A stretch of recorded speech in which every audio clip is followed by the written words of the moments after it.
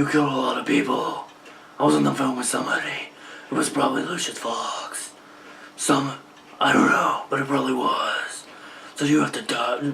Not die, but you have to do something. I have to take you in. I was trying to take out Zod. I don't know why I sound like Mark Wahlberg right now.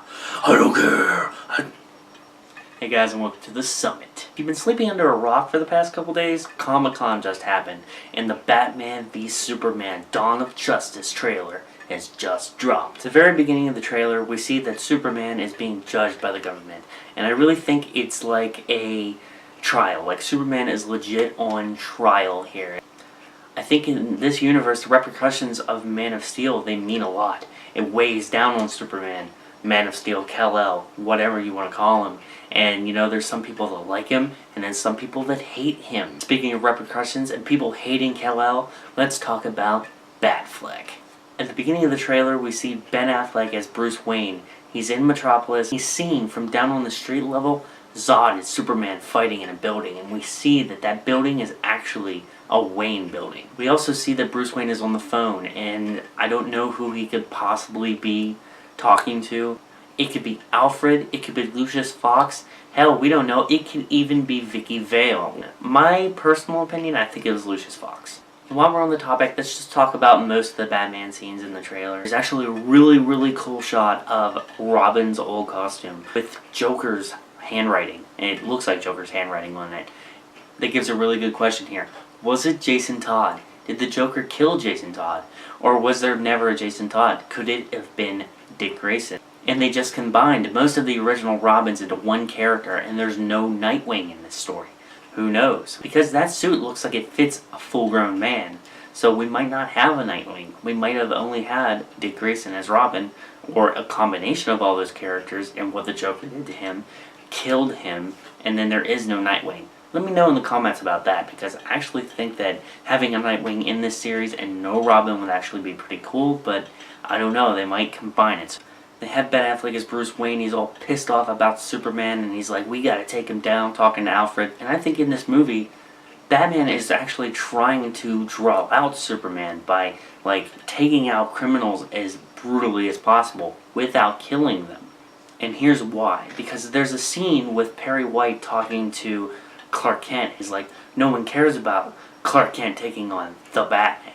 And I'm like, maybe Batman is actually trying to draw out Superman, and it's starting to bleed over into Clark Kent's personal life. Let's talk about, you know, the government controlling Superman, because I actually think that's in this trailer.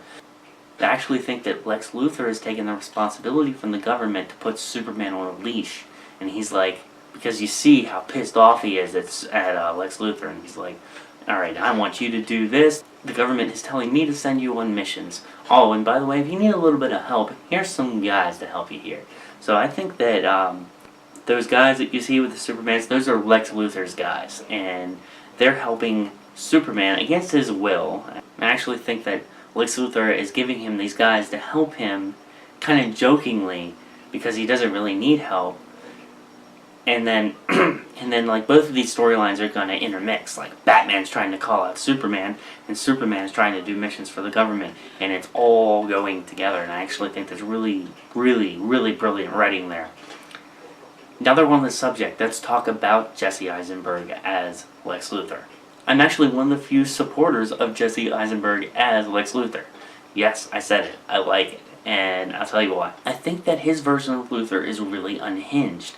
Yes, he's eccentric and he's kind of weird, but I'm thinking that he's so unhinged, he's so creepy that he could just flip out at any second and just kill someone. Because I think this version of Lex Luthor really has no conscience, and if you read the comics, you know, to gain his wealth, Lex Luthor actually killed his parents. So I could actually see that. I could actually see him, and not exactly doing this, slitting the throat of the congressman, because she said something that just took him over the edge. But yeah, I actually feel the way that they're going here, and I see him as this unhinged sociopath as Lex Luthor. And I'm really excited to see the movie and see what happens. And let's talk about the fact that he has hair. I actually have a theory about this. You know, he finds kryptonite, like it affects him in a strange way, and he loses his hair. He catches some kind of disease from outer space that no one really knows how to understand, how to fix or treat. And that's when we see, General Zod's body. And I'm thinking that, maybe he's using the Kryptonian DNA to help him with his condition, or he's, trying to create soldiers to go up against Superman. And it's just flying all over the place right now. And I really think that could happen. He could be not dying, but have some kind of weird Kryptonian disease from the kryptonite, and it causes him to lose his hair. The picture of him bald came out months after the movie was finished. Like, it had already wrapped, and they were in post-production. So I'm thinking that, he has hair for most of the movie, and then when he finds the kryptonite, something happens, like he's in the shower and he starts losing his hair. Who knows? And then near the end you get some of the badass action scenes and the iconic Dark Knight Returns pose from Ben Affleck. Wonder Woman, she's in the trailer. I'm only going to cover like 2 seconds of Wonder Woman because that's all you really get. She doesn't talk, she looks cool in the costume. It's down to the acting. I gotta see her act. There's one last thing that I gotta cover on this trailer review, and that is Jeffrey Dean Morgan. And if no one knows who Jeffrey Dean Morgan is, he played John Winchester on Supernatural. He also played the comedian in Watchmen, also directed by Zack Snyder. And I believe just in the way that the trailer is set up that he plays Thomas Wayne. I don't know if it's a waste for him because he's such a good actor. Maybe we'll get a little bit of Batman's backstory, like a little bit more. We get to see Thomas Wayne a little bit more because every time I see that guy on film, he dies. So I guess that's it for my trailer review of Batman vs. Superman, Dawn of Justice. Stay tuned because I plan on doing a trailer review for some of the other trailers at Comic-Con. The next one, I can guarantee it, is Suicide Squad because we have to talk about Jared Leto as the Joker. Oh, no. I'm not gonna kill ya. I'm just gonna hurt ya. Really, really bad.